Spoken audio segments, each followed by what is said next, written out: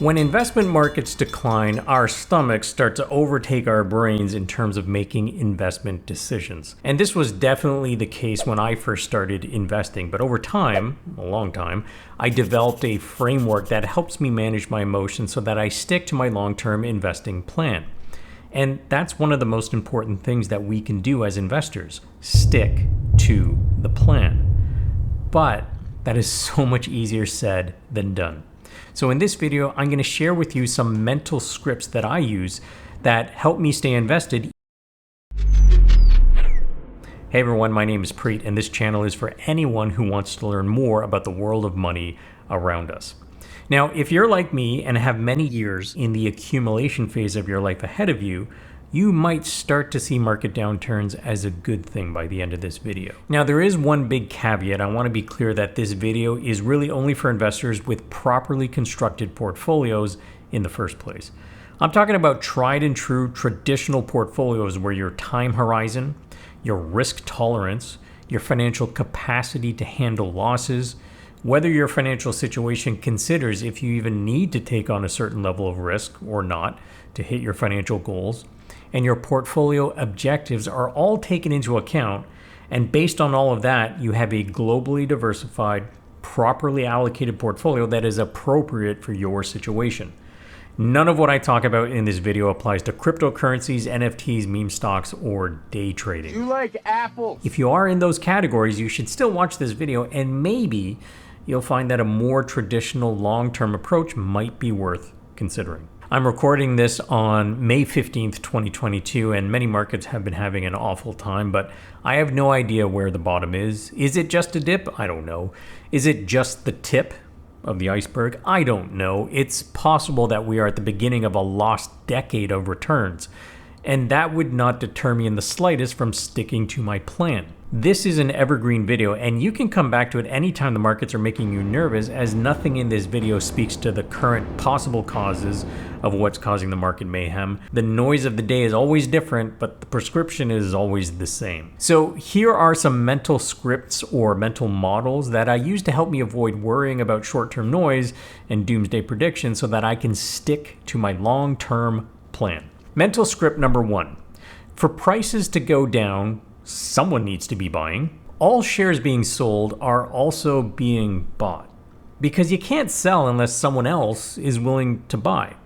And it strikes me that the person doing the buying is more likely to be the successful long-term investor.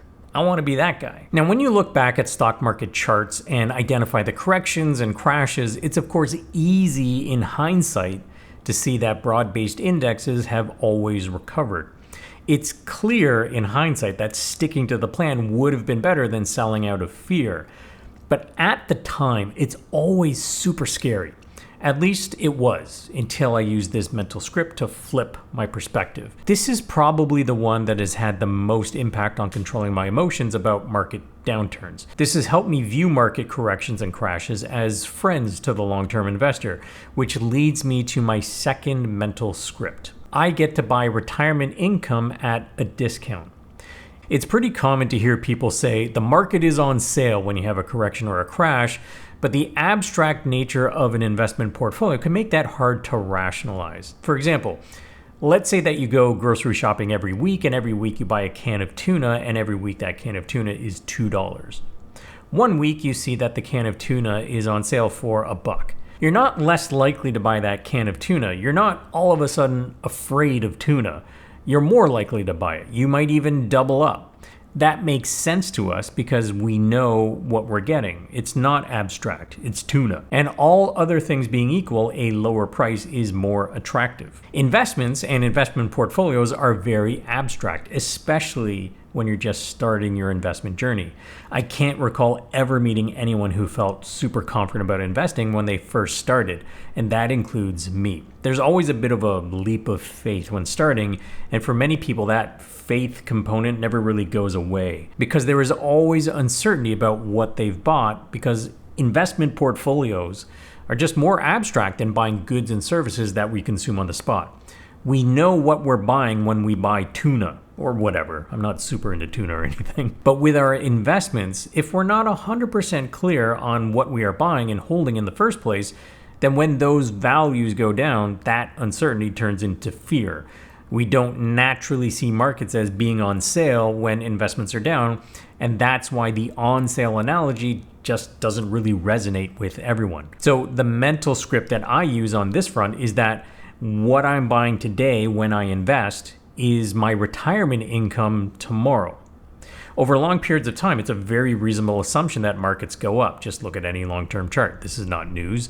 The short term is very volatile at times, but even if you started investing at a bad time and ended your accumulation phase at a bad time, so long as your time horizon is very long, you'll be up if you just stick to your plan and invest regularly over time. Again, not news. My portfolio balance way down the road is going to be one of the sources of my retirement income, the primary source of my retirement income.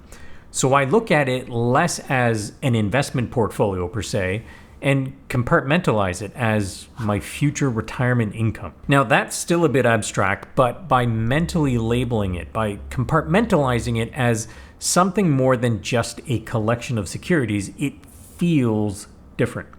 It feels less abstract and more like something that I just want to buy more of. And I'm happy to buy it when it's offered at a discount. Mental script number 3 that I use to help me become more comfortable with volatility and stock prices in general is the quote from Gary Schilling that the stock market can remain irrational a lot longer than you or I can remain solvent. And what this quote means is that at any given moment in time, the market might put a value on a company that doesn't seem to make any sense. And this mispricing can exist for a long time. Many years ago, when I was a stockbroker, I remember the following analogy which really stuck with me and helped drive this idea into my head. Imagine that you have 10 people who've decided to put their money together to start a private business. They each put in $100,000 for a total of $1 million. The business takes a year to generate sales, and maybe after year 3 starts to make money. And by year 5, it's turning a profit of, $200,000 per year. Very successful. But let's say that investor number 1 has some kind of personal emergency. Maybe they're getting divorced at the same time their kids are going to college, and they just need cash. She could go to the partners and ask if they would buy her out for $200,000 for her 10% share. That would value the company at $2 million. And based on the financials, this might be more than a fair deal. But imagine that the partners had a falling out over time and they don't like her anymore. They could be pricks and say, you know what, we're not going to buy you out. Now, she could go back and offer her share for her original investment of $100,000, and they might still say no. If she was desperate, she might ask for $50,000, taking a real haircut on her share, but she needs the cash. They agree and they buy her out. Now, because the last transaction took place at $50,000 for 10% of the company, the whole value of the company, if this was the stock market, would be $500,000 because you calculate the value of a company based on the last price executed at times the number of shares. But everyone knew that the real value of the company was likely over $2 million. That $500,000 valuation was just completely detached from reality. This hypothetical example helped me really understand the idea that investments can be wildly mispriced for very odd reasons. There's a great Twitter account called 10K Diver, which had a thread talking about volatility and risk, and part of their analogy gave an example of a person walking a dog. And sometimes the dog would race ahead of the owner, and sometimes the dog would fall behind, but was anchored, or leashed, to the owner over the entirety of the walk. I see markets the same way.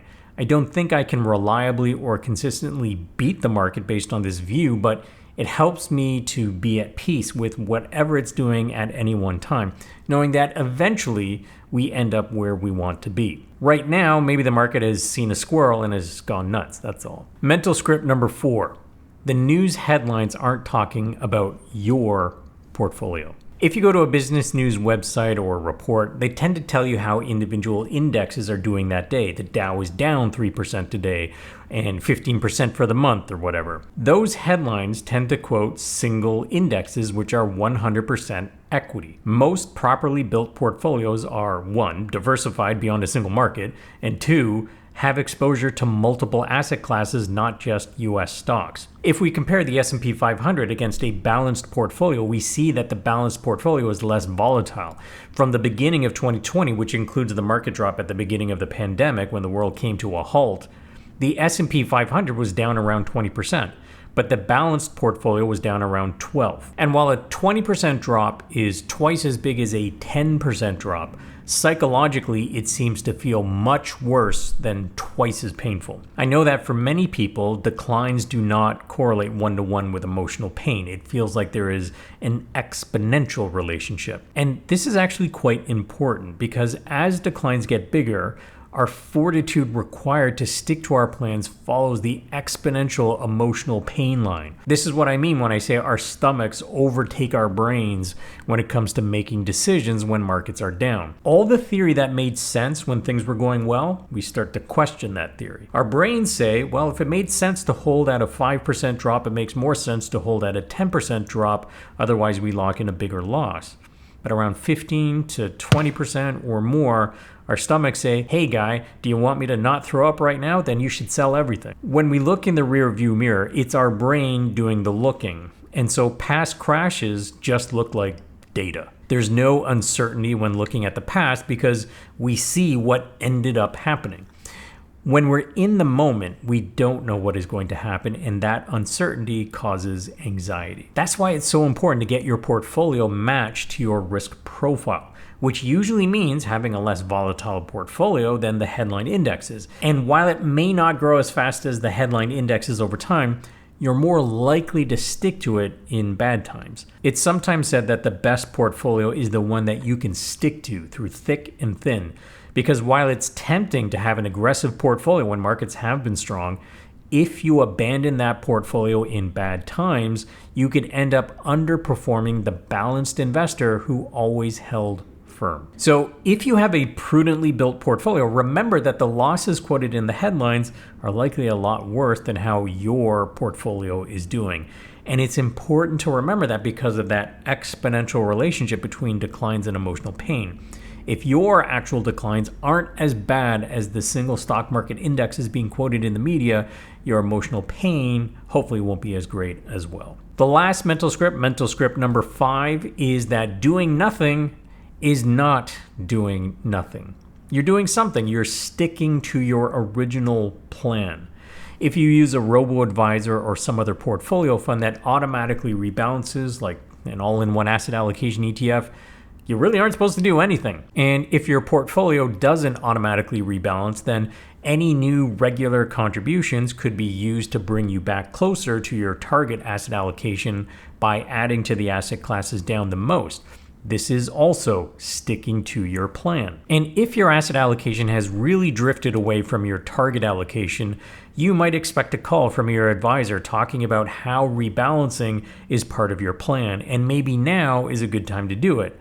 Or you might even consider it yourself. Some people just rebalance on a set schedule once per year, regardless of what is happening in any one quarter. Whether you rebalance based on your asset allocation drifting past a certain point, or you just do it periodically on a set schedule, rebalancing is part of a long-term portfolio plan. Obviously, if you decide to bail on your plan, that wasn't part of the original plan. No one starts investing thinking, I will buy low, sell lower. Other than rebalancing, nothing really should change as a result of short-term market performance. If your plan called for putting money into your portfolio monthly, you probably want to keep doing that too. And instead of second guessing that, maybe now it feels better to keep on doing that. I hope that after hearing some of the mental scripts that have helped me avoid reacting with emotions with my investments, that they've helped you too.